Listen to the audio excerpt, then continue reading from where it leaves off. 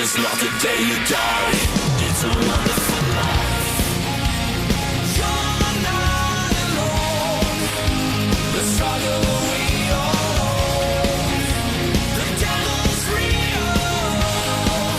You don't need to be scared of the storms. Sense when everything fails. Search within to find what's hidden away. You're not alone. Muy buenas noches a todas y todos que nos acompañan este episodio nuevo en miércoles. No manchen, está pesadito el día, una jornada larga para mí y seguramente también para ustedes, pero bueno, aquí andamos con toda la actitud, con un nuevo episodio. Abril, Lucero, Fernando, un placer contar con ustedes. Abril y Lucero ya han estado antes en este set, en el estudio, y pues Fernando, bienvenido por primera Muchas ocasión. Un gusto contar con ustedes porque el tema creo que requería como... Bueno, yo pensé en ustedes como invitados porque creo que el tema da para mucho que decir, pero también creo que socialmente se habla mucho de narcisismo. Ahora últimamente escucho mucho en redes sociales, pero bueno, a mí particularmente creo que la perspectiva del psicoanálisis puede decir como más claridad respecto a este concepto y tratar de desmenuzarlo lo más que se pueda, ¿no? Y bueno, obviamente también lo que puedan compartir desde su punto de vista va a ser muy, muy valioso. Pero bueno, antes de introducir como tal el tema, me gustaría pues agradecer obviamente siempre a Orlando y Fer, el equipo de producción de los episodios. Obviamente a Mafcan, que ahora nos preparó unos aros de cebolla para que le entren, ya se la saben. Y pues estaremos ahí brindando con chelita, ¿vale? Pues bueno, muchas gracias también a Arlet de Mafcan. Y pues bueno, a quienes están acá presenciando en vivo, un placer tener acá con ustedes. Les decía antes de comenzar a grabar que piensen ahí si se les ocurre alguna pregunta que nos quieran hacer sobre lo que vayan escuchando sobre el tema. Ahí al final daremos un espacio para que lo puedan ahí pensar. Y pues bueno, dicho esto, ya no robo tanto yo la palabra para empezar a pues, conocer a nuestros invitados de este episodio. Abril, Lucero, Fernando, ¿qué nos pueden compartir de ustedes sobre pues, quiénes son, qué hacen y pues que la gente los conozca? Primero las damas. Adelante, Okay, adelante. yo primero. Bueno, yo soy Abril. Actualmente estoy cursando la maestría en desarrollo de la subjetividad en CEPSIMAC. Y bueno, ahorita únicamente me estoy dedicando a la clínica privada y a lo de la maestría. Uh-huh. Excelente, bien. Compañeros ahí de maestría. Sí, ¿no? claro. Ya a punto de terminarla. Sí. Excelente. Bien, Lucero. Bueno, yo soy Lucero. Pues, ¿qué les puedo decir? Bueno, llevo muchos años estudiando psicoanálisis. Nunca se acaba el estudio del psicoanálisis, sí, que comentábamos hace rato. Sí. Y bueno, me dedico igual a la clínica privada, a la docencia. Y bueno, de pronto por ahí otras pasiones que salen de esos dos ámbitos. Pues, Bien, muchas gracias, Lucero. Trataré de ser igual de breve. Yo soy médico de formación, no soy psicólogo, pero luego hice la especialidad en psiquiatría y luego como que no me quedé conforme, hice una subespecialidad en psiquiatría infantil. Uh-huh. Y me quedaron así como todavía muchos huecos y dije, bueno, pues como se trata de niños, pues vamos a hacer terapia familiar para que esto mejore un poco. Terapia familiar sistémico-relacional, así se llama. Qué padre. Pero pues aún así siguen quedando dudas. Sí. Y entonces pues se me ocurrió empezar a explorar el psicoanálisis. Primero empecé como analizante y ahorita ya estoy en los cursos de formación para psicoanálisis. Excelente, qué padre. Y qué padre, y aparte ahorita que escuchaba con eso de los huecos, ¿no? De la duda que queda ahí siempre, pues creo que con el tema justamente del narcisismo va a ser bien interesante a explorar justamente lo que pasa ahí, ¿no? Con lo insoportable que llegan a ser esos huecos en última instancia. Pero bueno, que en tu trayectoria eso te ha permitido como entonces buscar y tener como más formación. Y pues qué padre. Les comparto también ya dentro de los episodios de esa temporada un ingrediente nuevo es que no solamente solamente somos psicólogos hablando entre nosotros, sino que también ya tenemos invitados de otras disciplinas. Esto a partir de que luego hubo como personas conocidas mías que empezaron a ver el podcast y, ay, oye, yo quiero participar y yo tengo como algunas cosas que decir sobre este tema. Entonces dije, pues qué padre que haya la posibilidad de aperturarnos a otras disciplinas. O sea, somos psicólogos, pero con otras disciplinas y compartir, ¿no? Tener otros puntos de vista. Entonces, pues bueno, ya otra vez estuvo con nosotros un pastor en el tema de las religiones. Y en esta ocasión, pues bueno, un médico psiquiatra, creo que va a ser muy enriquecedor lo que pueda ir surgiendo. Entonces, pues, muchas gracias a los tres. Y pues bueno, algo que les decía para intentar como también empezar con la charla e introducir ahí como algo de intercambio, que nos compartan, pues, desde su punto de vista, justamente, cómo conciben ustedes como la atención clínica en psicología. Para ustedes, ¿qué es la atención clínica en psicología? Y bueno, en tu caso, pues, en psiquiatría, ¿no? No sé, ¿qué pueden decir al respecto? Bueno, Ok, ahora me toca a mí. tenemos la palabra. Sí, gracias. Pues desde el punto de vista de la psiquiatría, de lo que se trata es de abordar a la persona desde el enfoque biopsicosocial. Muchas veces el modelo médico es enfocarnos solo en lo biológico, pero perdemos de vista todas las otras áreas. Y entonces la buena psiquiatría, la psiquiatría bien hecha, es la que toma en cuenta estas tres áreas. Lo psicológico y lo social también. Claro. Porque el otro día estaba leyendo una cita en Facebook que ni los antidepresivos ni la terapia pueden con la desigualdad social. Claro. Entonces eso es muy, muy cierto. Ujú. O sea, a veces cómo ayudas a las personas a pesar de que vayan a terapia y tomen medicamento, pero están sufriendo de otras situaciones que tienen que ver con esto de lo social. Totalmente de acuerdo. Sí, entonces la práctica en sí es tratar de no dejar ninguna de estas áreas descubiertas. Ujú. Y qué padre, creo que, bueno, no sé qué tan extendido esté esto entre el gremio de psiquiatras, pero qué importante sí es que se le dé énfasis en eso, ¿no? Porque muchas veces, incluso yo creo que a nivel como cultural está esta noción de que el psiquiatra pues va a atender la parte de, va a dar el medicamento y va a hacer algo que apuntará meramente a la cuestión orgánica, de químicos y ya, pero que exista esta concepción, sí, de que amplíe y que reconozca el valor que tiene pues el ser humano, lo psicosocial, pues creo que es lo que en última instancia nos hace humanos, ¿no? Sí. Entonces, bueno, muy bien, muchas gracias. Entonces, Abril, Lucero, no sé. Bueno, pues digamos, sí me voy a meter un poquito ahí al término clínica, que viene de cliné, que significa como inclinarse al enfermo, cosa que, pues bueno, se ha perdido mucho a lo largo de los años. En el sentido de que ya no se inclina al enfermo, sino que se atiende la enfermedad, ¿no? Ujú. O sea, es como la tendencia actual. Y que, bueno, que es una tendencia que no es meramente actual, pero digamos que ahora está como más en boga. Y yo creo que es más bien todo lo contrario, ¿no? Pensar en la subjetividad del paciente, en lo que a cada uno le sucede, lo que cada uno puede decir de su experiencia de estar en un espacio donde pueda hablar de lo que le pasa.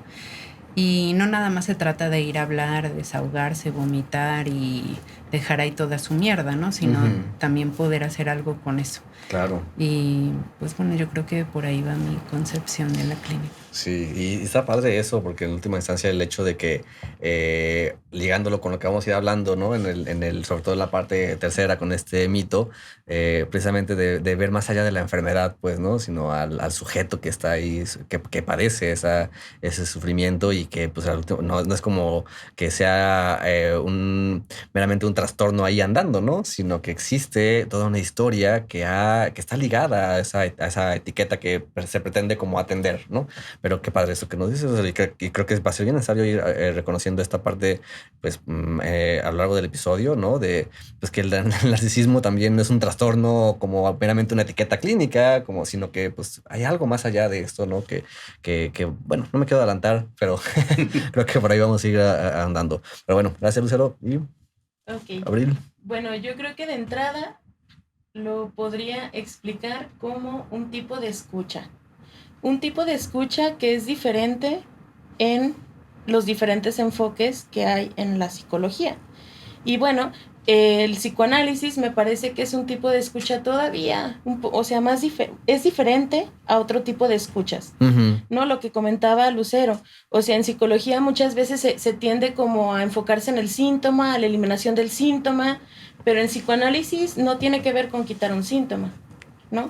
Ujú. O sea, tiene que ver con poderle dar al discurso con el que llega el sujeto como una connotación propia. O sea, que el sujeto se apropie de su propio discurso. Híjole, está padrísimo. Ajá, que sí, yo lo pondría así como en esas palabras, ¿no? Ujú. Porque muchas veces, por ejemplo, hay otro tipo de escuchas, podrán decir así como de los amigos o yo le cuento esto a otras personas, pero es un tipo de escucha diferente. Ujú. O sea, como si te rebotara algo de tu propio discurso que hiciera que te apropiaras de él. Ujú. Ujú. Y en eso ya hay un cambio enorme. Claro. Ujú. O sea, hablando, y eso es que me recordó mucho lo que precisamente también decía Luciano Lutero, ¿no? Que Ajá. estuvo al principio de la temporada y que cuando él compartía también su punto de vista de lo que era para él la atención clínica y él también acordándolo al psicoanálisis, pues decía eso también, ¿no? O sea, hacer de la palabra, darle un sentido propio, Ujú, pues, ¿no? ujú. Algo que nos permita ir más allá de lo que el discurso de la época nos dicta, ¿no? Algo que permita como pues construir algo subjetivo con ello, Ujú. pues, ¿no? Porque pues a final de cuentas, pues somos impuestos, ¿no? Expulsados y se nos impone una serie de cosas aquí en el cómo ser en este mundo. Pero qué importante es ir construyendo esto, ¿no? Esto nuevo que podría ser lo propio. Entonces, pues bueno, muchas gracias, Abril. Y pues creo que ya se han empezado a apuntar algunas cosas para el tema, ¿no? Entonces yo le decía, el narcisismo, ¿no? El narcisismo creo que para mí es un tema que llama la atención porque en varios episodios, o sea, hemos hablado de diferentes temas, pero por alguna razón siempre sale el maldito narcisismo. O sea, como un obstáculo, como una barrera para construir lazo, como algo que es muchas veces causa de mucho sufrimiento, pues, ¿no? Pero yo dije, no, pues creo que es importantísimo hacer un episodio para ahondar, pues, qué onda justamente con el sufrimiento que causa el narcisismo, pues, ¿no? Entonces, pues desde ahí empezaremos con esta primera pregunta, ¿no? O sea, ¿qué nos pueden ir diciendo ustedes respecto al sufrimiento ligado al narcisismo? Pues cuando yo reflexionaba sobre esta pregunta, lo primero que pensé es, bueno, hay que empezar porque el narcisismo se constituye paranoicamente. O sea, bueno, desde el psicoanálisis la idea es que no nacemos siendo algo o siendo alguien, sino que es algo que se construye, ¿no? O sea, pues podríamos decir hay cero, hay una tabula rasa, como se dice desde otras maneras, y pues que es algo que se va formando, construyendo. Y bueno, ese alguien ese algo que en algún momento va a ser alguien, pues se constituye a través del otro. Ujú. Entonces, si nos constituimos a través del otro, pues el otro tiene el poder sobre mí. Y en ese sentido, pues, o me crea y me destruye. O sea, él es el que tiene la decisión, ¿no? En ese sentido. El amo absoluto, ¿no? Ajá.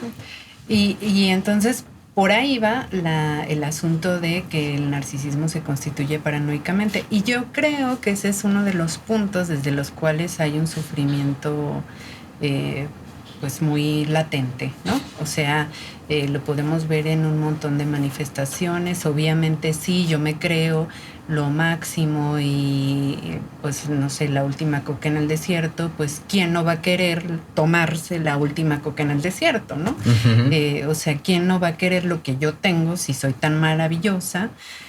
Pues claro que todo el mundo va a estar atentando contra mí, todo el mundo en algún punto se va a convertir en mi enemigo. Ujú. Y entonces de ahí viene la lógica paranoica y además en una sociedad que promueve el individualismo, pues está ligado al narcisismo y pues claro que va aislando al sujeto porque todos se vuelven un enemigo que quieren lo que yo tengo. Ujú. Y pues ahí viene todo el asunto, ¿no? O sea, una sociedad que cada vez hay menos sociedad, ¿no? O sea, que cada Sí. vez se va desprendiendo, como tú decías hace un momento, de esos vínculos con el otro, porque si el otro se vuelve amenazante, pues mejor me encierro, ¿no? Para Sí. no ser devorado por el otro. Está buenísimo. Porque creo que el hecho lo que yo quiero resaltar con esto es esta posición precisamente donde el otro o me ama o me odia, pero en términos absolutos, pues, ¿no? O sea, desde el hecho de que soy tan maravilloso que se me ama por ser maravilloso, pero el hecho de que en cualquier momento este amor puede ser puesto también desde el polo contrario, ¿no? Entonces también se me va a querer aniquilar por la envidia que puedo llegar a despertar, si es como lo entendí, ¿no? Sí, claro, esto por ejemplo lo podemos ver muy claro en las amistades adolescentes, donde hay como una simbiosis muy, muy evidente. Y bueno, estas amigas que son inseparables, que se parecen, que de espaldas las confunden, que se pintan el cabello del mismo color, se visten igual. Claro que en algún punto se vuelve así como ella me está quitando mi identidad, quiere ser como yo, quiere tener a mi novio, quiere tener mi familia. Uh-huh. Y pues hay muchas películas también de eso, ¿no?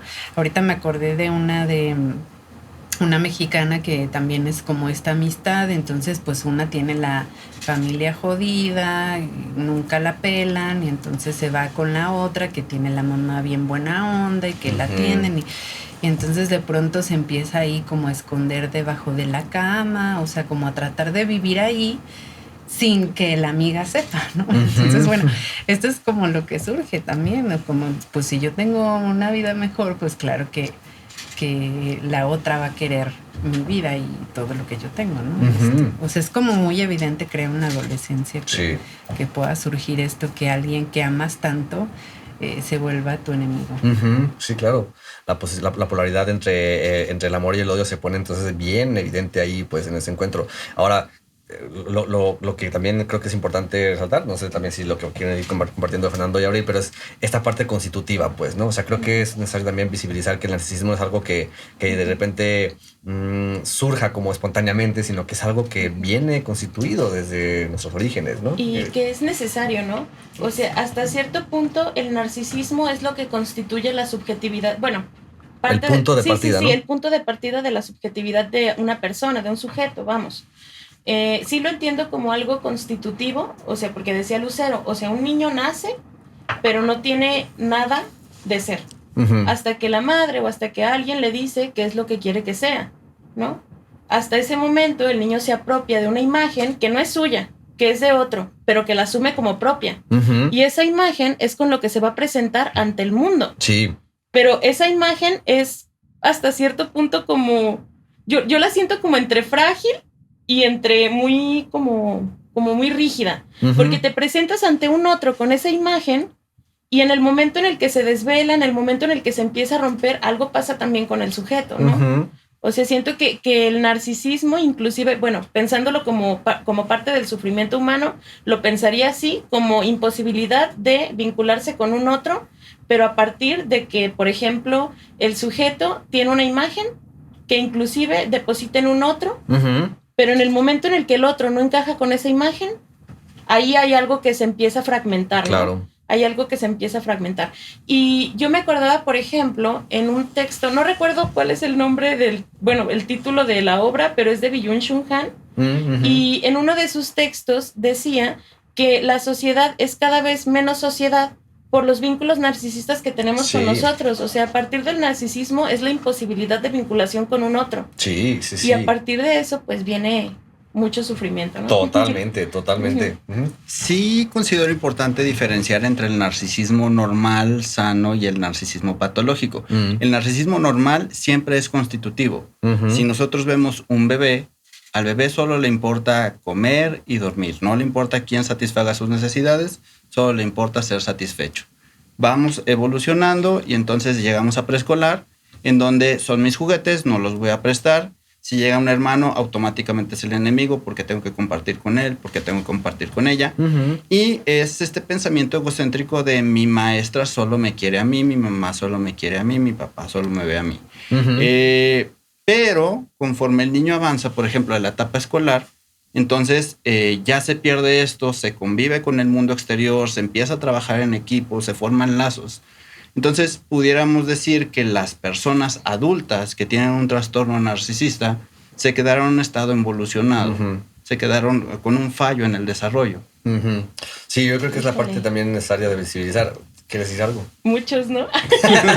Ajá, sí. O sea, muchos. Sí. Ajá, esa es la cuestión. Yo creo que, ajá, o sea, que finalmente es como, podemos hablar de que, y retomando lo que decían tanto Lucero como Abril, que en la actualidad sí se percibe como una cultura, y eso va a ser como más del tema de la segunda pregunta, ¿no? Pero es una cultura donde precisamente hay como lazos tan frágiles porque hay un narcisismo tan exacerbado por muchos discursos y que nos sostienen en esta posición, pues digámoslo así, o sea, regresiva, infantilizada, que en efecto es como visibilizar que el narcisismo que se convierte, como lo dices, no patológico, podría ser su majestad del bebé que se sostiene a lo largo de la vida, pues cuando ya tendríamos que permanecer más en una posibilidad de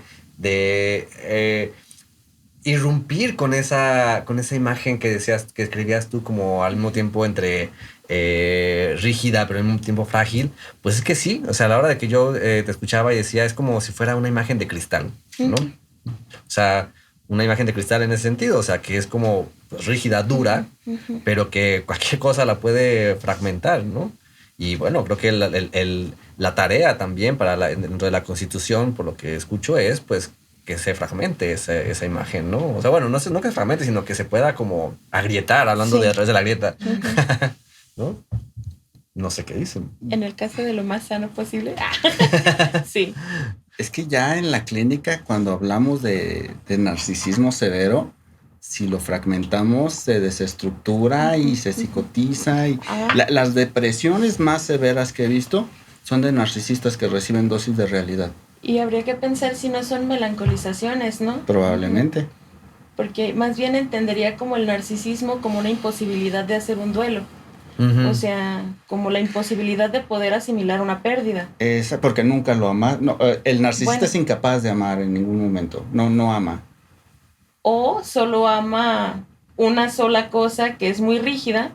O no sé, bueno, no sé. Diríamos que se ama a sí mismo, pero no se ama a sí mismo. En realidad se desprecia. ¿Cómo sería eso? Sí, se forma como una especie de coraza para evitar el desprecio. El otro día escuchaba en clase a la doctora Dolores que decía que toda ira es narcisista. Y sí, tiene razón. Cada vez que nos enojamos es porque nos pasa algo a nosotros, a yo, a mí. Si no nos enojamos, pues es porque le está pasando al otro. Entonces, cuando se constituye el narcisismo como tal, hubo muchos fallos en el apego y muchos fallos en la crianza. Y entonces es como... no sirvo, soy basura, pero tengo esta parte brillante y entonces desarrollo esta parte brillante o inteligencia o condición atlética o no sé, aspecto físico, y entonces me agarro de esa parte como para empezar a construirme, la inflo y es la cara que yo presento, la cara perfecta, pero en realidad estamos ocultando todo lo demás. Como la fragilidad que se mantiene en tanto que una sola cosa lo agarra, ¿no? Exacto. Sí, o sea, eso. Solo me sostengo sostenido ante con esa alfileres. figura. Exacto, con alfileres. O sea, sí, claro. O sea, es como si dentro de lo que me constituye, esto es por lo que soy amado, pues entonces de aquí soy, ¿no? O sea, con toda la extensión de la palabra, ¿no? De aquí soy, porque pues eso va a constituir como precisamente la imagen desde la cual me identifico en mi ser, ¿no? O sea, yo me identifico con por lo que se me ama, ¿no? Sí, yo creo que lo que dices es un punto clave, ¿no? Porque creemos que el narcisista, bueno, incluso yo decía, ¿no? Así soy tan maravillosa, tan perfecta que pues todo el mundo quiere lo que yo tengo. Y ese es, claro, lo que tú decías es la cara que se presenta. Pero hasta hay un dicho, ¿no? Dime lo que presumes y te diré lo que careces. Claro. O sea, está escondiendo todo lo que en realidad sucede al interior, que es como sentirse la peor escoria de la sociedad. Ajá. Sí, porque generalmente el narcisista tiene en su mayoría emociones negativas. Tiene envidia, tiene enojo, tiene frustración. O sea, pasa algo que no quiero que pase y me siento súper frustrado. Ahorita que Sergio hablaba de como las involuciones, me venía a la mente el caso clínico de una paciente que estaba haciendo berrinche en consulta, o sea, literal, así pegándole al escritorio, porque no podía tener dos novios. O sea, un novio le daba dinero y otro novio con él tenía relaciones sexuales, y entonces, ¿por qué no podía estar con los dos? Porque ya se habían dado cuenta y los dos la mandaron a volar. Ujú. Entonces sí, literal, estaba ahí como una niña de 3 años, no te voy a comprar este juguete y diciendo, ¿por qué no? Ujú, claro. Creo que eso me lleva a pensar justamente que la fachada que se muestra desde el narcisismo, o sea, la faceta que mostramos hacia el mundo exterior, pues puede ser una faceta que precisamente trata de ilustrar lo maravilloso que soy, pero entonces en efecto se esconde mucho sufrimiento. O sea, creo que también lo que hay que resaltar es que, ligándolo con la pregunta, donde ¿qué hay con el sufrimiento ligado al narcisismo? Es que hay mucho dolor, hay mucha frustración, pero que se vuelve insoportable. O sea, creo que la parte que tenemos que resaltar ahí es que es tan insoportable que se requiere esa máscara para sostener y soportar el dolor, ¿no?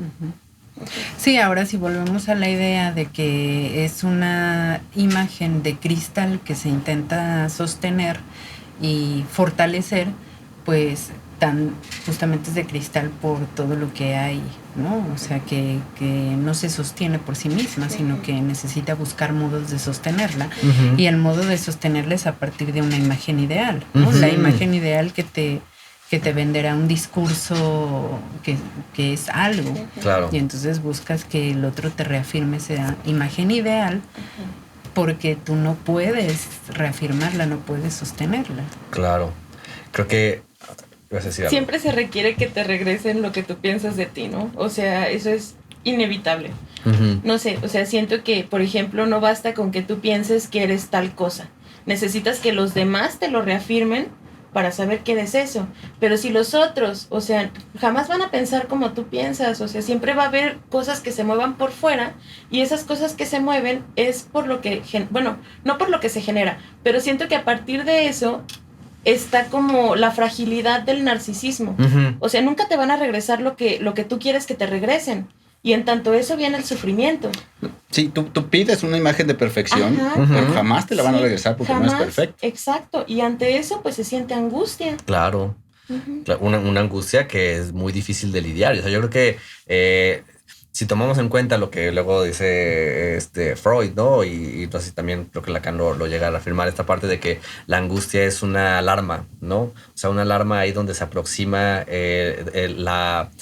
ahí donde el yo puede dejar de ser. Donde ¿no? se está desvelando ahí la Exacto, imagen. exacto, ajá. Y creo que esa es la parte importante, o sea, lo insoportable de la angustia, porque para una persona que tiene una imagen tan rígida de sí mismo que ligada a un ideal, pues creo que ahí es donde va a ser bien como un punto en el cual no va a ser posible permanecer en esa imagen ideal y por lo tanto va a llegar un punto en el que eso se tenga que afrontar, pero con muchísimo dolor. O sea, creo que la cuestión es esa, es que el dolor que se experimenta en ese momento en que se está cayendo la imagen puede despertar actitudes bastante agresivas, ¿no? O sea, bastante violentas, por así decirlo. O sea, el berrinche de la chica en consulta, me imagino que era pues un tanto mesurado o no sé qué tanto, pero en última instancia los berrinches que surgen ahí de las personas que se encuentran ya sintiendo que se cae esa imagen, pues llegan a ser muy violentos, ¿no? No sé qué piensan. Sí, claro, es la violencia surge cuando, claro, se muestra esa grieta. Vamos a hacerle promoción. Qué fácil, ¿eh? Y entonces surge la violencia hacia el otro porque no está reconociendo, no está respondiendo a esa demanda, ¿no? De reconocimiento. Se le demanda al otro el reconocimiento, no responde frente a esa demanda y ahí es donde se muestra la grieta y surge esa ira. Pero lo que también pensaba es que no es que la imagen esté sólida o que el narcisista tenga una imagen muy delimitada de sí mismo y que busque que el otro reconozca esa exacta imagen. Yo creo que también lo que podemos observar es que se cree lo que el otro cree de él. O sea, no sé, se me ocurre un ejemplo muy banal de un artista que pues está en, no sé, en el número 1 de música y que su canción es la mejor y entonces todo el mundo la alaba y dice y entonces sí, que es la mejor y él como que se va creyendo puede ser que en algún punto no, pero luego se lo va creyendo, pero luego si un crítico viene y dice que no, que es una mierda, entonces él se va a creer que sí, que su canción es una mierda, que lo que él hace es una mierda. O sea, que en realidad ese ideal se va moviendo, no es que esté tan claro o tan fijo, porque si no, no necesitaría del otro que lo solidifique, ¿no? Y se mueve en relación a lo que él, vamos, a las personas que él les da ese poder para que lo reconozcan, y como lo reconocen es desde ahí, desde donde se reconoce, creo yo, ¿no? Sí. Digo, no cualquiera, o sea, sí son algunas personas a las que él concede ese poder, sí, y entonces tienen esa influencia sobre él. Que de ahí me surgen dos preguntas. Por un lado, también quiero hacer cuenta algo, ¿verdad, Fernando? Por un lado era como, ok, ¿qué atributos podrá haber en esas personas a las que se les da ese poder? Porque creo que en efecto no es a cualquiera, por lo tanto habrá que ver qué hay en esas personas a las que yo le doy ese poder para precisamente basarme en su discurso, que eso me delimite un ideal con cual identificarme. Y segundo, híjole, se está yendo la segunda parte. Pero creo que por lo pronto va a ser esa. O sea, ¿qué atributo? Ya me acordé. Y al mismo tiempo lo paradójico que suena eso, porque si estamos pensando entonces el narcisismo como algo que en quien solamente piensa en sí mismo, ¿no? O que pensemos que más bien lo único que importa es su yo, pero ahí estamos diciendo también que es el otro, finalmente, el que tiene mucho peso, ¿no? Okay. O sea, porque entonces parecería que realmente eso que llamo yo no es tan yo, pues. Que ese es el punto. Sí, sé que a lo mejor ya es pecado mencionar el DSM, pero lo voy a mencionar. Uno de los criterios del DSM es que solo se... Sí, ¿verdad? Ya estoy viendo uno. No, sí. No, pero adelante. Uno de los criterios es que solo se relaciona con personas que considere de un estatus superior. Ajá. Entonces, el narcisista lo que requiere es el reconocimiento de los superiores, de las personas que él considere superiores. Ya. Y pues nos vamos a la constitución del narcisista. Un narcisista, pues en realidad fue un niño que sufrió bastante. Si hablamos un poquito de Melanie Klein y de la teoría de relaciones objetales, pues el niño narcisista es incapaz de investir de amor a la madre, y como avienta su amor y no hay quien lo reciba, se empieza a investir él mismo. Y entonces es ese yo de, yo qué bonito, yo qué guapo, yo qué... Claro. Se me estaba olvidando ya la comida y ahorita que te agarraste dije, hijo de su madre. Pero, oye, está muy interesante, Fernando. Sí, porque, hablemos de cierto expresidente de Estados Unidos, famoso narcisista. Claro. La relación con su madre fue muy difícil. Oye, un lapsus que acaba de echarse, que estaba hablando criticando a Putin ¿A quién? Pues a Putin de la guerra, ¿no? Y dice, sí, esta guerra tan... ya. Que ha provocado tantas muertes injustificada y como violenta, no sé, algo así, contra Irak. Sí. Eso es tan triste. Perdón, Ucrania. Sí. Siguiendo este paréntesis, pero sin salirnos, creo que para ser un gran líder, y espero seguir vivo mañana, hay que ser narcisista. Muy narcisista.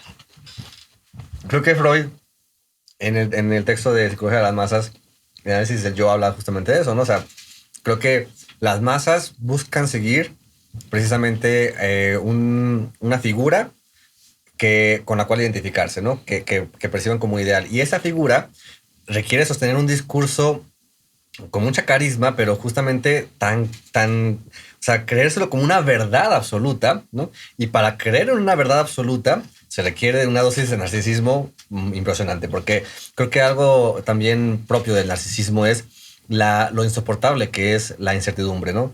Lo insoportable que es los huecos, el vacío. Entonces creo que la necesidad de una verdad se vuelve algo muy propio. Creo que también tiene que ver con lo que decía Lucero, ¿no? Del narcisismo como algo paranoico, ¿no? Porque creo que también es en donde se requiere de constituir toda una trama imaginaria, que no permita ningún hueco, ¿no? O sea, que tenga una coherencia tal que diga es por esto es, ¿no? Y lo vemos, por ejemplo, también en Hitler, ¿no? El que él tuvo un discurso donde tuvo toda una trama alrededor de la situación de Alemania que estaba en decadencia terrible, atribuyéndolo a toda una población de los judíos, ¿no? Y el pueblo se identificó con eso y desde ahí pues crea toda una... Pues ya sabemos lo que pasa en la historia con ello, ¿no? ¿Querías comentar algo, Rosel? Porque te como... Sí, bueno, que ahí sí, bueno, claro. Yo creo que en el líder sí hace falta cierto narcisismo, pero pues hay líderes que también pueden lidiar con la falta, ¿no? O sea, que también pueden lidiar con sus errores, con que se equivocan, con escuchar a otros. O sea, pues si todo líder fuera absolutamente narcisista, pues entonces ya no habría mundo, o sea, Claro. estaríamos muertos. Ese es otro problema. Yo creo Bueno, que que sí, también sí había necesitan- líderes muy buenos, y digo había, porque últimamente las tendencias es a escoger líderes que tengan rasgos narcisistas sociopáticos. Sí, pues Ya la cultura, la sociedad está cambiando hacia eso. la ultraderecha, yo creo que... Sí, ¿Y van a la estar ultraizquierda? cobrando, Y sí. la ultraizquierda, sí, claro, todos los Las extremos. ultras. Claro. Por Sí, eso aquí no tenemos... Por eso no hay ultras. Ultra, patrocínanos. No se nos vaya a hacer. Sí, No, sí, sí, pero sí. claro, los extremos... Ujú. Que creo que es eso, o sea, cuando hablamos de narcisismo es también voltear a ver este rasgo de polaridades, ¿no? De absolutos, de sí o no, de blancos y negros, que es en donde se suele manejar desde esta posición, ¿no? O sea, los matices no son posibles ahí, pues, ¿no? Y es interesante, creo que también eso nos va a permitir como irnos adentrando a la segunda pregunta, porque pues va a ser implicar precisamente a ver qué pasa en la cultura, en la actualidad, pues justamente con los narcisismos, pues, ¿no? Porque ya hemos hecho mucho énfasis en cómo hay una tendencia a una sociedad cada vez menos social y por lo tanto cada vez más individualista. Y pues creo que eso va a ser también reflejo de que vamos a buscar ciertos ideales, ¿no? En nuestros líderes. Pero bueno, no sé, ustedes, ¿qué dicen al respecto de esto? A lo mejor le voy a dar un trago. Está difícil. Es complicada la pregunta. No, bueno, difícil en el asunto de que nuestra sociedad, pues sí, hay un montón de problemáticas al respecto de esto. O sea, nuestra sociedad pues es en la que vivimos. Seguramente en toda la historia de la sociedad lo ha habido. Pero pues es que yo sí creo lo que comentábamos, que hay una tendencia al individualismo, ¿no? Y lo vemos en un montón de manifestaciones. Hay, por ejemplo, las aplicaciones de citas donde, pues, entonces, en teoría hay un montón de opciones y entonces tú pruebas con una opción, pero como tienes 25 atrás, pues entonces la otra opción y la otra opción y la otra opción, y porque a lo mejor la siguiente es mejor y la siguiente es mejor. Y a final de cuentas, pues no se arma vínculo con nadie. Sí. Porque siempre está la idea de que hay algo mejor, ¿no? Como la promesa de algo mejor. Sí. Y eso está peligroso. Sí. Está peligroso porque de verdad sí se escucha así como chavas diciendo así de, no, yo quiero a alguien así, así, así, o sea, que me trate así, y todo lo que no entre dentro, bueno, dentro de eso es como alguien tóxico o alguien que no vale la pena, ¿no? Sí. O sea, pero de ahí habría que preguntarse qué tanto se intenta sostener como un imaginario o un ideal de algo que, pues, ¿no? Esta tendencia no sería como también cosificar al ser humano, Sí. como Sí, ver claro. al otro como un objeto, que es lo que Claro. hace el narcisista. Totalmente. Ahora, por hay supuesto. un capítulo de Black Mirror, ¿no? Que muestra esto de los likes y que Sí, en relación a los likes, pues tienes a lo mejor un mejor asiento en picada. Sí, ¿no? sí, En sí, picada. Ajá. al comprar un boleto, un vuelo, o sea, que eso ya es real, ¿no? Sí. Pero sí, también, o sea, el asunto del like y de que te tengas que coleccionar un montón de corazones y así, Ujú. pues claro que también es una forma de cosificación, ¿no? O sea, Sí. vamos siendo evaluados por todo mundo y lo peor es que el capitalismo está usando esa evaluación Ujú. para enriquecerse, ¿no? Sí, claro. Esto me conecta mucho con una idea que luego ha surgido en otros foros donde luego he participado, donde el hecho de que y el producto, es decir, esta cultura del consumo, ¿no? Y el capitalismo que nos lleva a querer consumir, ¿no? Y hacer de negocio de todo, cobra una forma, tomando en cuenta la idea ahorita de que somos cosificados a partir de esta dinámica, pues de que el producto somos nosotros, pues, ¿no? O sea, donde requerimos precisamente hacernos lo más bellos posibles y atractivos posibles para hacer un producto deseable para el consumo de otros, pues. Un empaque bonito. Y muchas cosas que se modifican a partir de eso, ¿no? Pensaba, por ejemplo, en esa película donde la chava le toma una foto al café y a las galletas que se está comiendo. O sea, ya importa más la imagen que la experiencia que tú estás viviendo. Importa más sostener una imagen perfecta que la experiencia de satisfacción que puedas tener en ese momento. Claro. O sea, ahí lo que está otorgando la satisfacción es la imagen. Sí. O los likes, o que te reafirmen a ti como esa figura perfecta, ¿no? Sí. Que lo peligroso que es precisamente pensarnos, ahora sí. ¿No? Claro, yo tengo una pregunta. ¿La virtualidad acentúa o impulsa o, digamos, precipita la paranoia? Sí, yo diría que sí. No sé por qué, pero yo diría que sí. Es una pregunta muy buena. O sea, yo Sí. yo sí quiero como intentar construir esa pregunta, pero si tienen algo que decir ahorita, ¿Es el momento? Hace adelante. rato fuera del aire platicábamos eso, de que muchas veces al paciente no le gustan las consultas en línea. Prefiere tener al monigote ahí de carne y hueso, sentirlo, verlo, escucharlo como más una experiencia real que estar detrás de una pantalla. Porque también, digamos que, por ejemplo, los efectos especiales han evolucionado tanto que puedes tú simular un ser humano en todos los aspectos, y también la inteligencia artificial pues ya tiene diálogos que te pueden contestar. Los mensajes de WhatsApp que ya te contestan. Automáticos, claro. Pues hay aplicaciones que dan terapia. ¿Sí? Sí, o sea, no tienen sabía un eso. algoritmo para atender urgencias, ¿no? Y luego ya los canalizan a un psicólogo de verdad.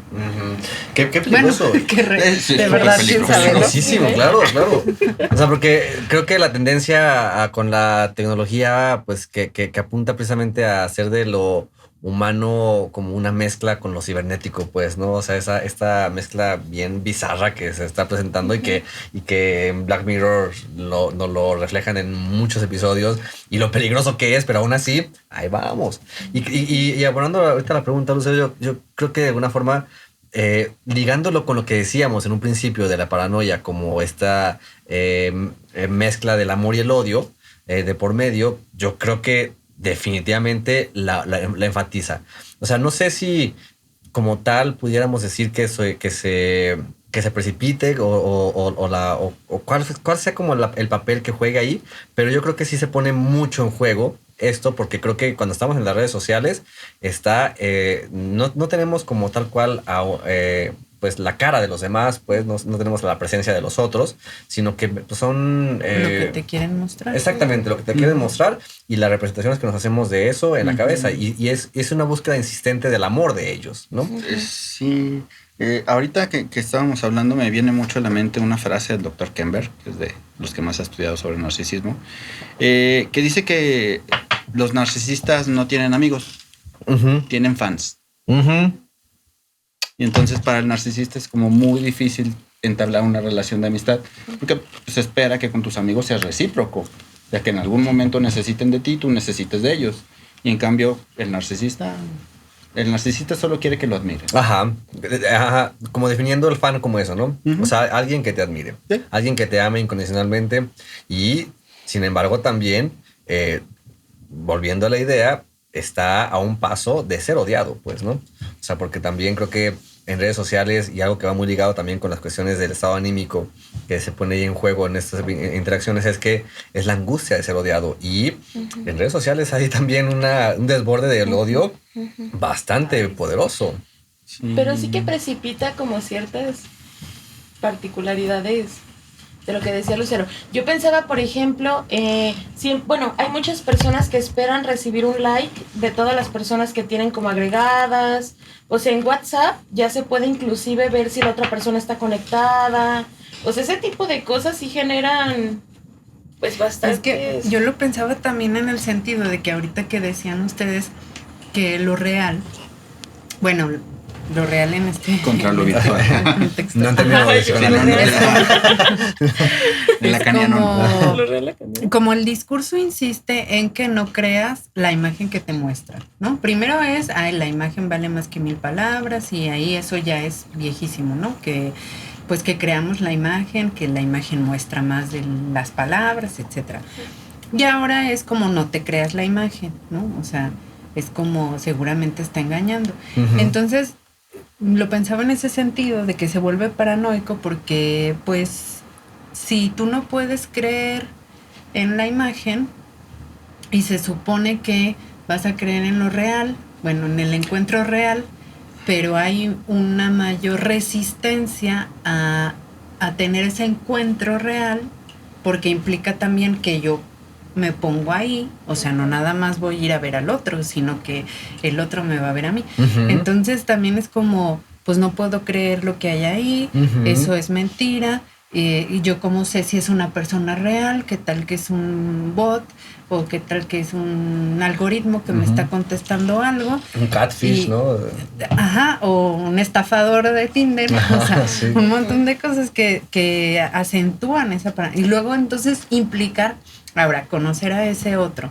¿Y qué implica? No, pues mándale la ubicación a tu mejor amigo, porque qué tal que te va a secuestrar. Ujú. Pues es como... Sí. Sí, paranoia. Sí. Paranoico que va dificultando un montón los vínculos, ¿no? Sí, porque es que es bien paradójico cómo lo virtual nos enlaza con mayor amplitud al mundo, pero es un lazo que no es lazo, pues. También disminuye el vínculo con otros Eso. de forma como directa, ¿no? Exactamente. O sea, pensaba como en los chavos que están juntos, o sea, que están en un grupo, pero en su celular.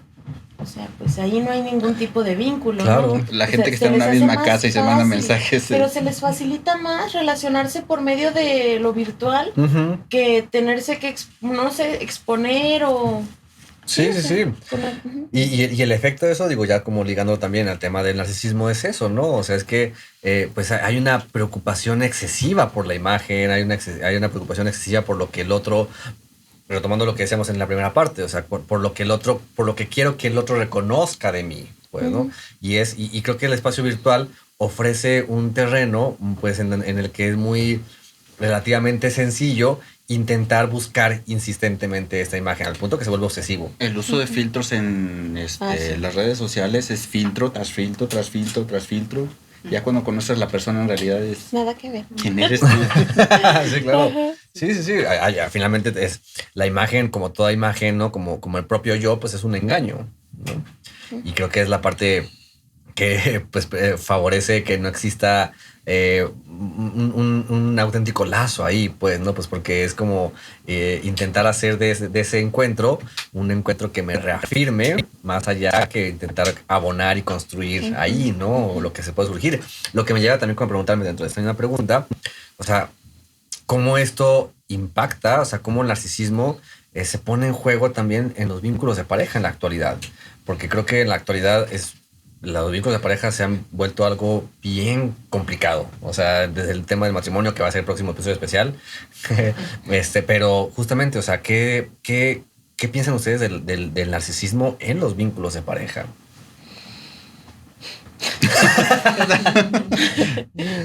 Pues yo pensaba, por ejemplo, en el enamoramiento, ¿no? Ujú. Entonces siento que en la etapa de enamoramiento siempre es como una imagen narcisista que se sostiene ahí. O sea, para que una persona se enamore de otra se requiere de esa pantalla enfrente Ujú. que te diga, o sea, eso es lo que yo necesito, eso es lo que me completa a mí. Pero pues esa imagen que yo veo del otro es completamente ficticia, ¿no? En cuanto se empieza a mover un poco, pasa lo que habíamos dicho, ¿no? Se fragmenta. Pero ¿cuáles son las implicaciones de que se fragmente esa imagen, esa pantalla, ¿no? Inclusive yo pensaba, es que a lo mejor hasta se disuelve el amor. O sea, ¿qué es lo que queda después de que se fragmente esa pantalla? Por una parte, la posibilidad podría ser, bueno, la construcción de un vínculo diferente, ¿no? pero por la otra, pues la desaparición del amor. Ujú. Y con eso la imposibilidad de ver a un otro. Híjole, está hermoso. Exacto, para enamorarte tienes que idealizar a la persona. Si no la Sí. idealizas, no te enamoras. Pero algo se tiene que perder ahí, porque si no se pierde esa imagen, pues es la imposibilidad de poder construir con el otro, ¿no? Ujú. Sí, y tendría que ver con esto de que las parejas ya no se muestran vulnerables los unos con los otros, por miedo precisamente a ser dañados, a que vean lo que hay detrás de la imagen bonita. Sí, sí. Sí, claro. O sea, ahí precisamente ahorita pensaba directamente a través de la grieta, nuevamente, porque cuando pensaba el nombre del podcast tenía que ver justamente con eso. O sea, de hecho el logo es una máscara por lo mismo, o sea, pues la máscara del yo, ¿no? O sea, el disfraz, pues, con el que nos presentamos al mundo y con lo que queremos ser reconocidos, como decíamos, pero ahí, mientras que sostenemos la máscara, ahí no hay vínculo, ¿no? O sea, mientras que sostenemos la máscara es meramente querer ser reconocidos en esa máscara. Y ahí no hay posibilidad de vulnerabilidad, hay no posibilidad... O sea, la grieta precisamente es eso, ¿no? Es donde existe la vulnerabilidad. Y creo que, retomando esto de esa pregunta, es que en efecto yo siento que comparto esto que dicen, o sea, que no es tan sencillo actualmente mostrarse vulnerables en los vínculos de pareja, pues, ¿no? O sea, es muy difícil agrietar nuestra máscara en la actualidad, creo yo. No sé qué piensan. Sí, yo pensaba de esto que decía Abril de la posibilidad de que atravesando el narcisismo se pueda construir una relación diferente o nada, ¿verdad? ¿Quién sabe? Pensaba porque, pues bueno, siempre el yo implica un engaño, ¿no? Siempre el narcisismo implica un engaño. Y cada quien se arma sus fantasmas de engaño, ¿no? Hay unos que dicen me engañó porque estaba pensando en alguien más, o me engañó porque me mostró unas imágenes que a final de cuentas no eran reales, o me engañó porque me dijo que iba a hacer esto y esto y esto y nunca lo hizo. Entonces como, bueno, a ver, después de ese engaño implica justamente aceptar que pues que hay algo que no está, que se trató de un engaño. Y si puedes ir más allá de ese engaño, ¿no? Porque pues en la mayoría de los casos es me engañó, es una pinche vieja o es un maldito hombre, lo dejo, va y me doy la media vuelta, lo bloqueo de redes, no lo vuelvo a ver en mi vida y bye, ¿no? Pero no está como, o sea, cada vez está menos esa posibilidad de, bueno, pues no era lo que yo creía. Ajá. Pues bueno, a ver si se puede algo con lo que hay. Asumir el engaño, pues, ¿no? Digamos, aceptar el engaño, vivir con el engaño. Es que suena súper extraño, o sea, vivir con el engaño, asumir el engaño, porque es como, se puede malentender muy fácilmente, pero creo que es importante entenderlo desde la perspectiva como se aborda. Desde esta noción, pues para empezar, de que no hay mayor engaño que lo que nos pretendemos imponer como idea de perfección, pues no como ideal. Y volviendo a esto mismo del narcisismo, difícilmente un narcisista se va a enamorar porque no busca la completud, él ya está completo. No busca que alguien más lo complete, él ya está Sí, completo. lo que decían de los fans, ¿no? Sí, que en ese sentido solamente va a buscar que se reafirme esa completud, ¿no? O sea, que se le reafirme esa completud. Y estar, como decías, con un completo. O sea, con alguien Sí, eso de superior. somos dos naranjas enteras, ¿no? Sí. Ah, sí, ahora es el disco. A ver, Sí. Claro.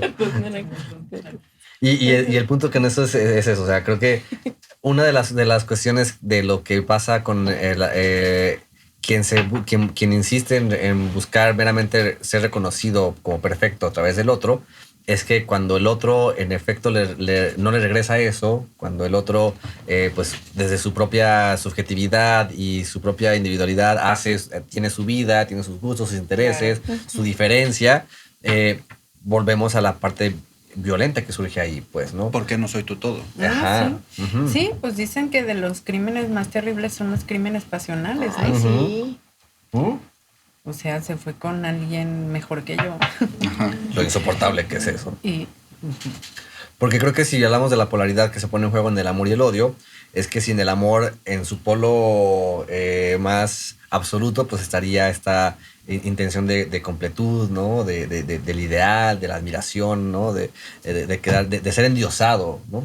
Pero en el polo del odio, en su extremo, pues está eso, ¿no? O sea, está la aniquilación del otro, pues, ¿no? O sea, ahí donde está la posibilidad de buscar el ser endiosado, está la posibilidad también, entonces, de aniquilar al otro cuando no se alcanza eso. Sí. Por eso, yo he visto mucho en redes sociales que está mucho ahorita como este discurso de los narcisistas, como ligándolo mucho a esta parte de quien estuvo en relaciones con narcisistas y esta posición súper violenta que vivieron, pues, ¿no?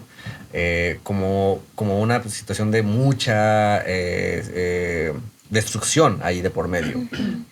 Creo que es una relación en donde en efecto se pone muy en juego eso. Sí. Y a mí me surgió otra pregunta, a ver. Sí. En relación al narcisismo, ¿ustedes qué piensan sobre las relaciones libres? Las relaciones libres, ¿cómo ¿Cómo las defines? las defines? Ajá. Pues no, pues yo no entiendo muy bien qué es eso, ¿verdad? Pero como que creo que es como no te comprometes con uno solo. Ajá. O con una sola, sino como pues tenemos la libertad de cada quien estar con quien quiera. Estás como con alguien, pero no estás con ese alguien, porque si tú quieres estar con alguien más, puedes estar con alguien más.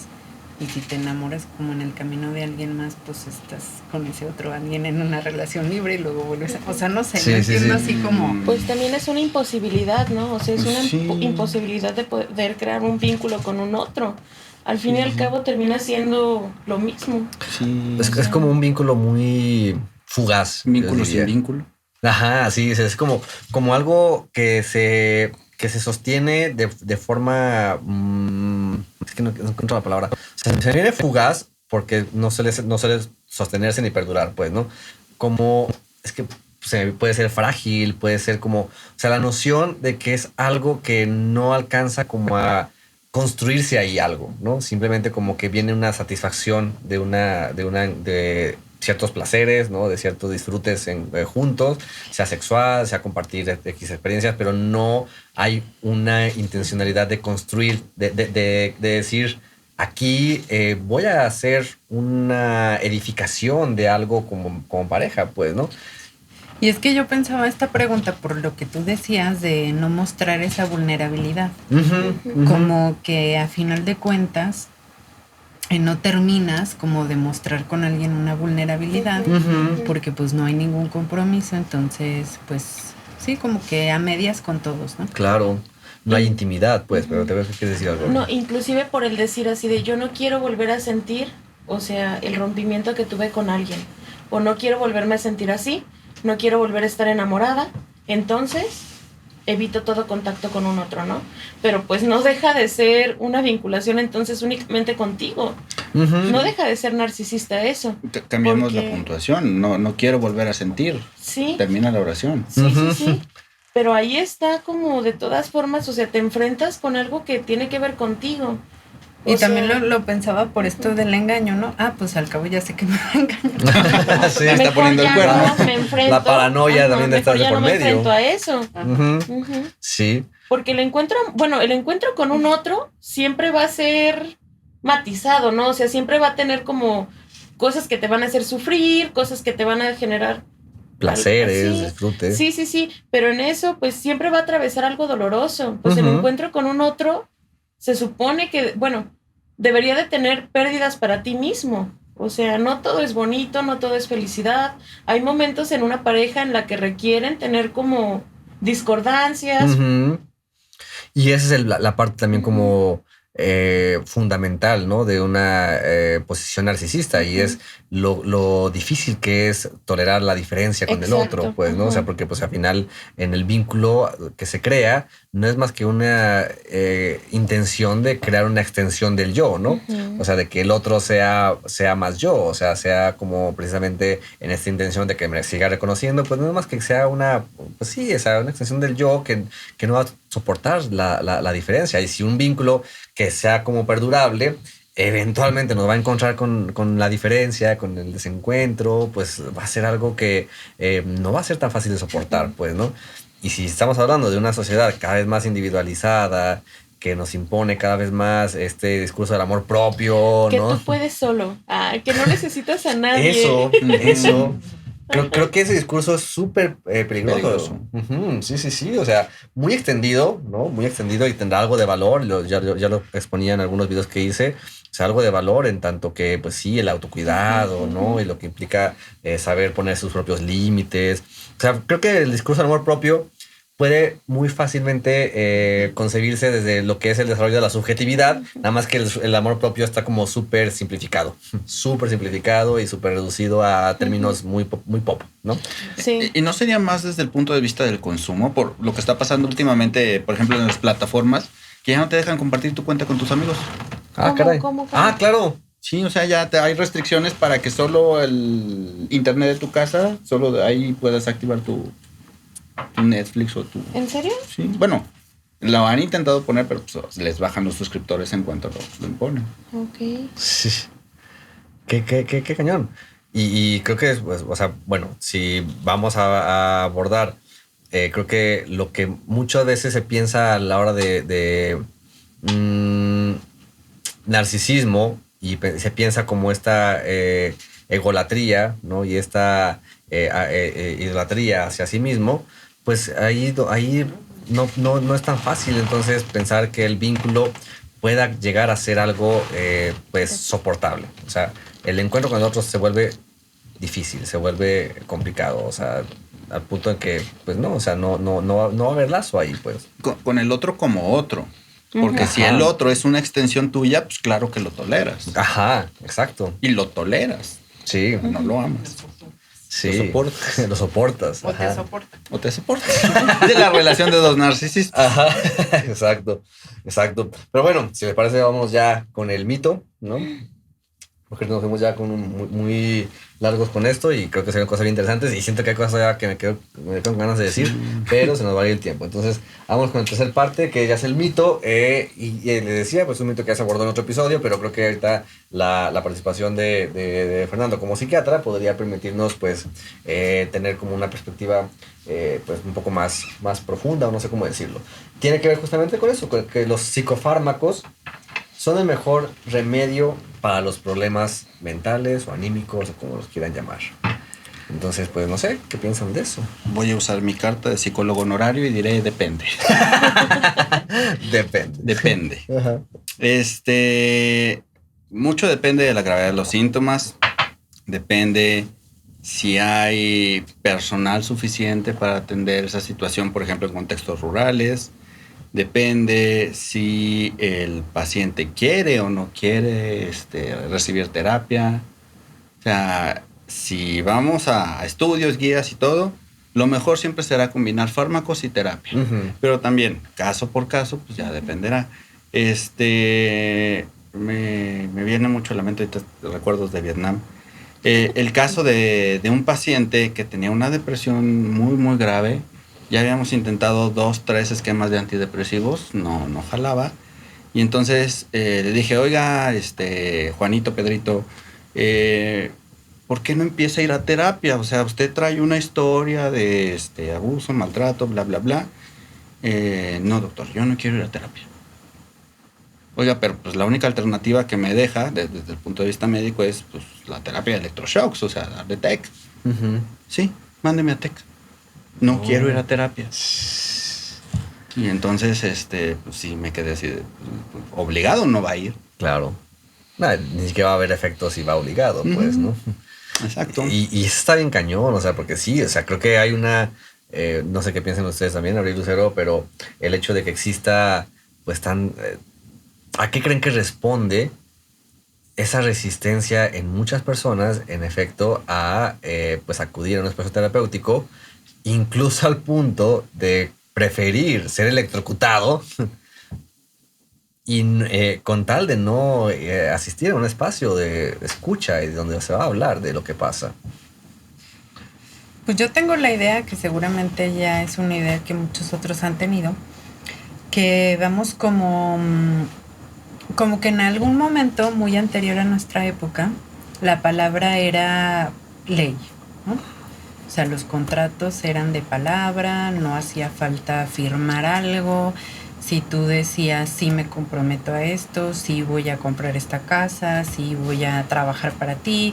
O sea, no hacía falta un papel, ¿no? Ujú. Firmarlo. Y se sabía que esa palabra se iba a cumplir.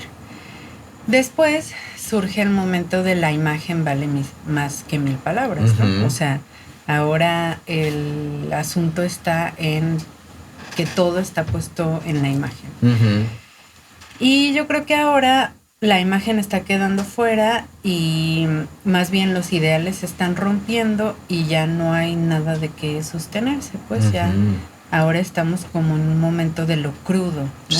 Incluso, pues sí, hasta podemos pensar en los videos que se muestran en redes, así Ujú. como muy, pues muy reales, ¿no? Muy crudos en ese sentido. Sí. No sé, pienso, por ejemplo, ahorita me acordé de este video de un señor que estaba tratando de defender a alguien en el metro de Ciudad de México y en todos lados se mostró el video de cómo lo mataban a tiros, o sea, Ujú. pues cosas muy crudas, como muy así, Sí. viscerales, Sí. ¿no? Y bueno, entonces no sé si en ese sentido la palabra está quedando fuera, ¿no? Pensaba cuando tú hacías referencia a Vietnam, yo alguna vez conocí a una chica alemana y bueno, ella decía que su abuelo había estado en la guerra y que nunca hablaba de eso y que era algo muy común, Ujú. que las personas que habían estado en la guerra en la Segunda Guerra Mundial nunca hablaban de eso y bueno, ella era alemana y bueno, pues su abuelo había estado pues como había sido soldado, ¿no? Y luego me enteré de otra versión, como que no hablaban de eso porque les habían impuesto no hablar de eso. Ujú. O sea, como se acaba, como esto es algo de nosotros, aquí se queda y nadie nunca va a hablar de eso. Ujú. Pero creo que hay como, no sé, o sea, no sé qué haya surgido como en todas esas personas que no podían hablar y esa dificultad de decirlo a través de palabras Ujú. que evidentemente los carcome por dentro, ¿no? O sea, es como, pues como que deja sin posibilidades de elaborar algo. O sea, si Sí. no le puedes decir algo a nadie de cómo te estás pudriendo por dentro, Sí, sí, sí. es como bien grave, ¿no? Y yo creo que también nuestra sociedad va dejando a un lado la palabra, va privilegiando otras cosas, Ajá, cosas. fuera de la palabra. Inclusive como Está cambiar buenísimo, el o sea. síntoma, ¿no? O sea, yo lo pensaba, por ejemplo, en, bueno, ok, presentas esto, entonces haz lo otro para que se te quite, o sea, para que dejes de fumar o para que dejes lo que sea. Pero ahí no está de por medio la palabra, o sea, no estás diciendo qué es lo que está pasando con eso, Ujú. o sea, no lo palabras, Ujú. solo hay como un cambio en la conducta. Sí. O sea, entonces haz esto, Sí. pero no hay ninguna cabida para la palabra, ¿no? Y creo que el efecto de la palabra es algo que muchas veces pasa desapercibido en ese Ujú. terreno en el que queda como dejada de lado, como desvalorizada. Y sin embargo, pues el psicólogo, o sea, en el espacio clínico, pues su herramienta es eso, ¿no? Es la palabra, ¿no? Y en un montón de culturas está escrito que el efecto de la palabra, o sea, de hablarlo, es curativo, ¿no? Sí. O sea, solamente por hablarlo ya te sientes mejor. Sí, claro, claro. O sea, porque es como eso que queda ahí, como me encantó lo que dice de la podredumbre que se puede estar experimentando al vivir una experiencia traumática, una experiencia donde quedamos sujetos a una situación donde algo nos rebasó, nos desbordó, o sea, que queda ahí como algo que está ahí, ¿no? O sea, una sensación difícil de reconocer, pero ahí está persistiendo, se vive como caótica, desorganizada, pues, ¿no? Y la palabra que cuando empieza a ver la posibilidad de dirigirse ahí y empezar, claramente va a doler, pero empezar a nombrar eso que se está experimentando, aunque sea con palabras que no la describan a la perfección, pues, ¿no? Pero que empiece a hacer ahí como un encuentro que le dé como ya algo material, ¿no? Porque creo que la palabra es algo material, ¿no? O sea, es algo que con lo que se puede trabajar ya una vez que sale, pues, ¿no? ¿Quieres decir algo, Gabriel? Sí, es que yo siento que el problema no está solo en que las personas no quieran ir a terapia. O sea, yo siento que el problema no está solo ahí. Yo siento que hay muchas cosas alrededor que intervienen en eso, en que las personas piensen que solo con el tratamiento médico se puede corregir algo. Yo pensaba, por ejemplo, en una conferencia de Daniel Millas, ajá, que decía, o que él se preguntaba si podría ser que a partir de todo el discurso social que está surgiendo a partir de la depresión y de la ansiedad, se estuvieran generando síntomas en la sociedad. Pero a partir de un discurso que tiene que ver con una farmacéutica que quiere vender un producto. Sí. Y eso también, bueno, para mí es válido, ¿no? Porque ahorita por todos lados se escucha, es que tiene depresión, es que tiene ansiedad, denle ansiolíticos, denle antidepresivos. Pero oye, o sea... Se va a ¿y curar qué palabra el hay para síntoma, pero eso? no la causa. Y eso sí, por ejemplo, me consta, no todos los psiquiatras tienen como la apertura para escuchar otro tipo de discursos. Hay psiquiatras que de verdad, o sea, llegan y a la primera sesión que tienen ya pueden decir, es límite, ¿qué? Trastorno límite de la personalidad. Sí. Es eso. Entonces medíquenlo con tal y tal. Existe, oye. Pero es porque no tienen otras herramientas. Claro. La formación que te dan como psiquiatra es No más son de capaces corte de médico-biológico. Por supuesto. No son capaces de asumir que falta todavía mucho por Eso. saber. Ahora, y entonces el contrapunto de no puedes hablar es el medicamento. Sí, tómate esto y ya. Y Claro. es como también aunado a las farmacéuticas que promocionan un medicamento como el Santo Grial y que te va a curar, pues claro, ¿quién que no se siente, o sea, qué persona que se sienta mal no va a querer curarse. Quitarse tomar ese algo? dolor. Claro. Con el menor esfuerzo posible. Ajá, Sí, eso. sí. Porque creo que es algo que se me olvidó hablar del narcisismo. Digo, no quiero decir que eso, o sea, etiquetar a las personas que pasan por esto como narcisistas, no. Pero creo que un rasgo del narcisismo es precisamente la inmediatez, ¿no? O sea, la búsqueda de la inmediatez, del bienestar o del placer inmediato, pues, ¿no? Y creo que algo que se pone muy en juego en la posición infantil del narcisismo es querer placeres inmediatos, o sea, querer soluciones inmediatas. No hay posibilidad al principio de la realidad donde entonces tenga que haber como un rodeo para permitirse acceder a ese placer, a ese bienestar, a esa satisfacción, ¿no? Y entonces pues sí, hay una cultura que en efecto ahorita también favorece, es como si viéramos que está una cultura sumamente infantilizada, pues, ¿no? O sea, que refuerza mucho esta noción de lo inmediato en la actualidad, de los placeres inmediatos en la actualidad, y eso termina por impactar ahora en nuestro espacio, en nuestro ámbito, pues, ¿no? O sea... Y que no va a ser siempre. O sea, no siempre te sientes feliz, no siempre estás conforme con las cosas. Exacto. Pero siento que en la sociedad actual se criminaliza el sentirse mal. No es válido sentirte mal, o sea, siempre tienes que estar súper feliz, haciendo, productivo, porque si no, pues no, o sea, algo te está pasando. Claro, y creo que a la hora de hablar de la psicoterapia y del encuentro a través de la palabra, es que la palabra va a implicar, pues sí, o sea, acercarse a lo podrido va a doler, ¿no? Va a implicar cierta angustia, va a implicar ahí algo de dolor de por medio que no va a ser el placer inmediato de quitarse el bienestar con el medicamento, ¿no? Sino que va a implicar algo de movimiento, de transitar por ello, ¿no? Y siguiendo esta analogía de la podredumbre, muchas veces los pacientes tienen miedo de que nosotros olamos esa podredumbre, pero es su podredumbre. Ahora, No también, nos vamos a quedar con ella. Sí, claro. también Y yo cada creo quien tiene la que culpa. no es satanizar el medicamento. No, por supuesto se que no. necesita, se Se necesita. necesita, claro. sí.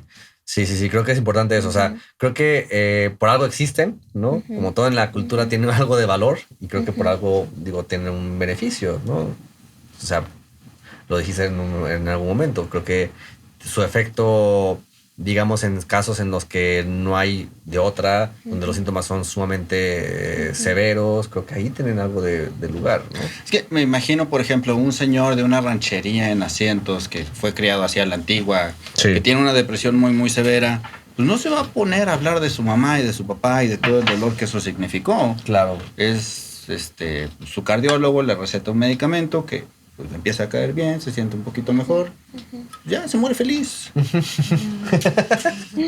Sí, sí, sí. Sí, o sea, sí, como dice Lucero, no hay que satanizarlo. Sirve y sirve mucho. Sí. Ahora, Sí. y otra cosa que, bueno, que pensaba desde hace rato, que fue cuando les dije sobre el algoritmo de que ya tú le pones a una aplicación que te sientes mal y pues ya te va respondiendo una máquina. Pero bueno, también ese es justamente como lo que decía Abril, de que hay contextos en los que no se permite en absoluto decir que te sientes mal, ¿no? O sea, que estás infeliz, que estás deprimido. Y bueno, es que esto es real. O sea, en Silicon Valley alguien creó una aplicación porque como que se dieron cuenta que había mucha gente deprimida. Entonces crearon una aplicación donde los que trabajaban ahí podían decir mandar un mensaje de que se sentían mal y tal.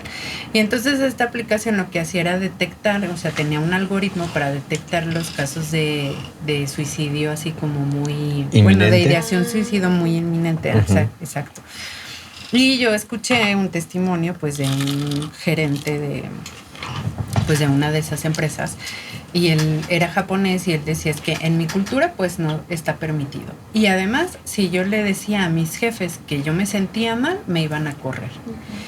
Y entonces esta fue una forma anónima de decir que me sentía mal. Anónima. Ajá, anónima. Sí. Bueno, eso era lo que él creía hace 5 años. Sí, ingenuidad, ¿verdad?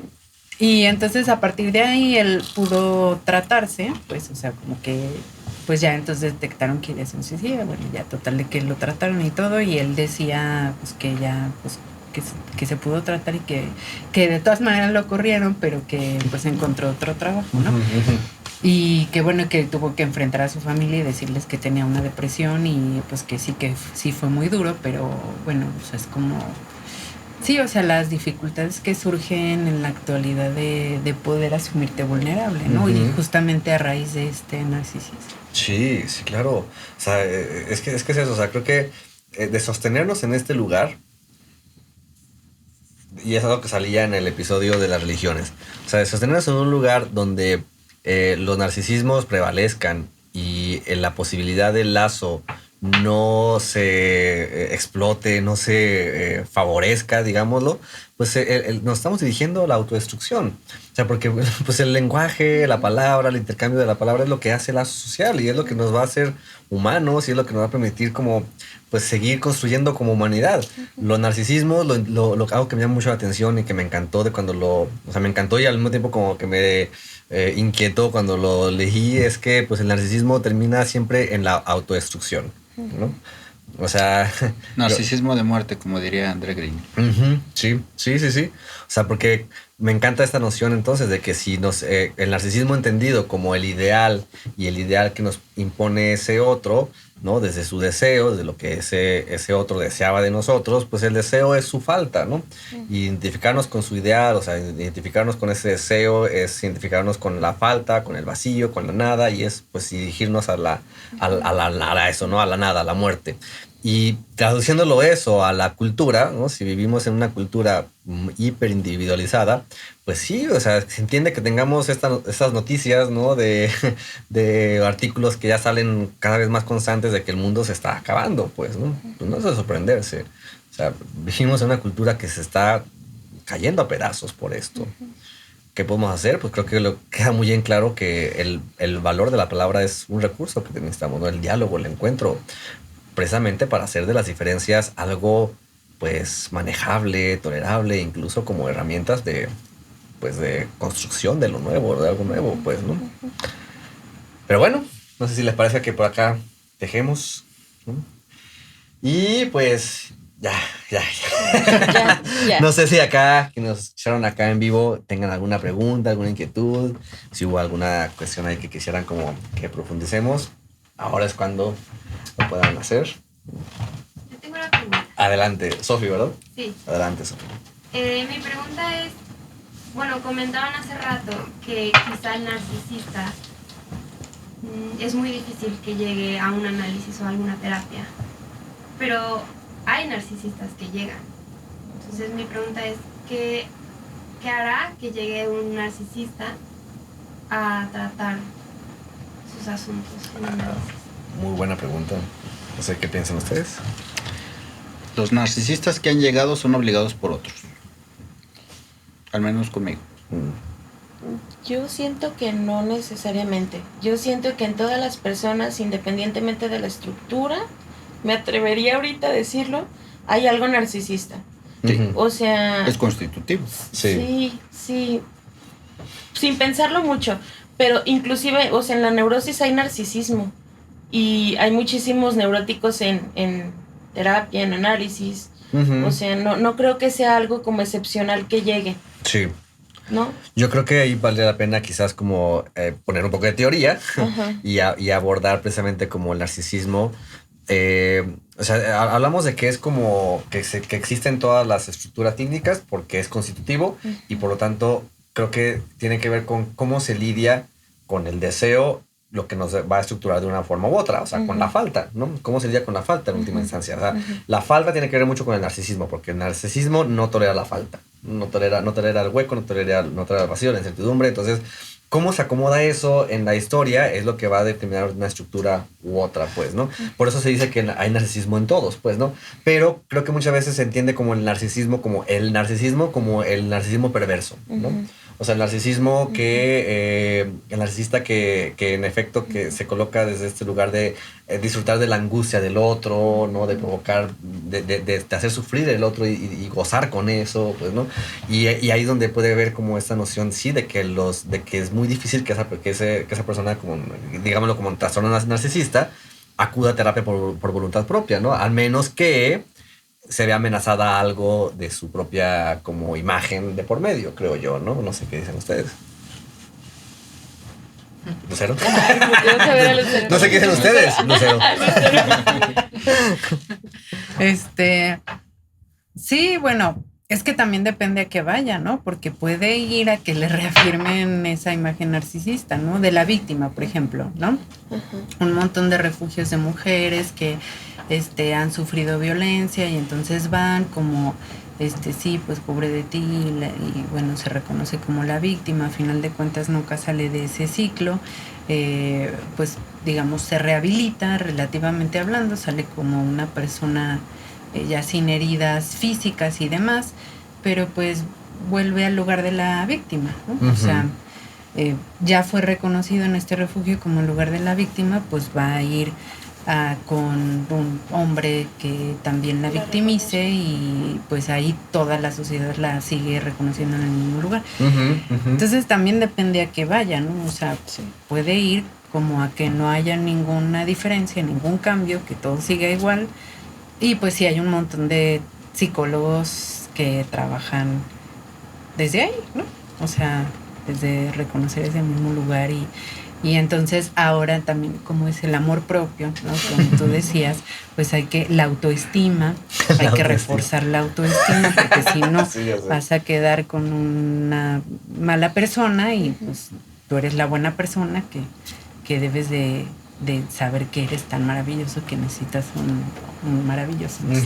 No sé, o sea, depende, ¿no? Sí, sí. Y que yo creo que muchas personas llegan con esa perspectiva a un análisis o a psicoterapia, ¿no? O sea, que me vean como lo que yo quiero que me veas, no como víctima. Mira lo que me hacen los otros. O sea, mira cómo estoy sufriendo, o sea, por todo lo que me hacen. Eso ya conlleva algo narcisista. Se llama narcisismo O encubierto. sea, es narcisismo. Sí. El narcisismo está Sí, claro, en claro. todo. Una forma también, creo que es importante desmitificar eso, ¿no?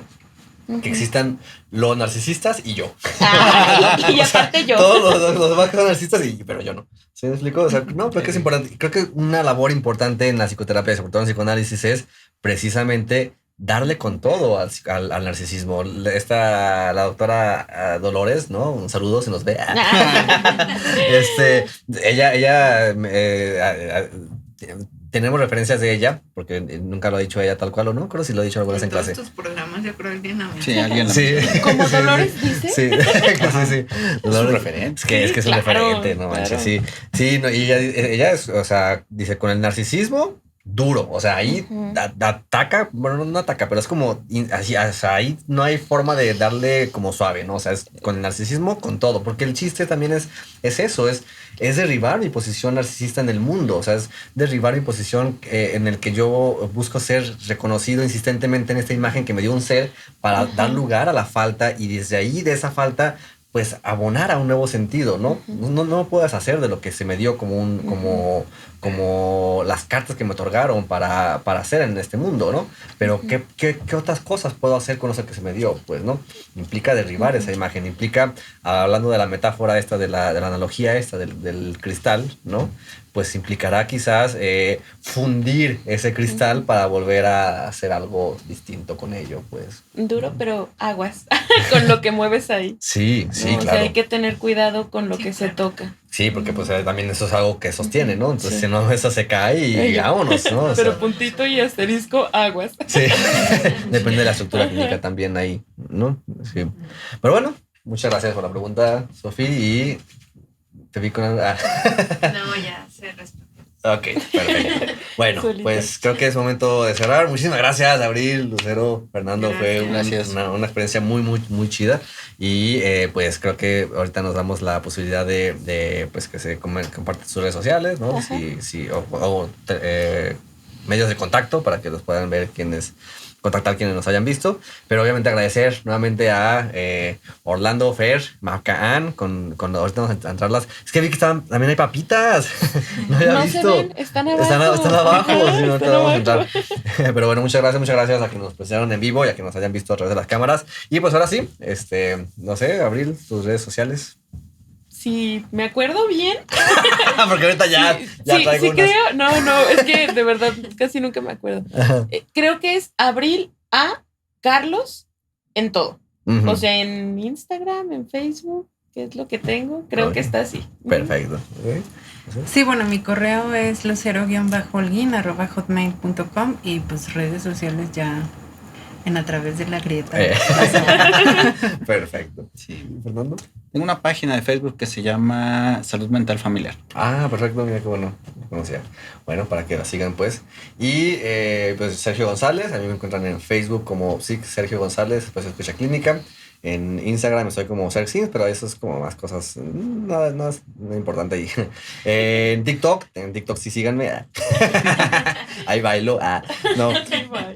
No, ahí hago un contenido justamente hablando del amor propio, porque ahorita traigo un tema ahí con eso para favorecer ciertas reflexiones que, pues, no sé, como que irrumpan un poquito con la tendencia a endiosarlo. Estoy como Sergsins también, Sergesins. Y pues bueno, ahí en las redes sociales a través de La Grieta, YouTube, suscríbanse al canal si les gusta esto, compártanlo, creo que nos ayudará muchísimo si lo hacen. Y pues listo, ¿no? Muchísimas gracias nuevamente, muchas gracias también acá a ustedes y pues nos vemos, buenas noches y saludos porque no brindamos. Salud. Ya te acabaste la tuya, ahorita te... Nos vemos, bye.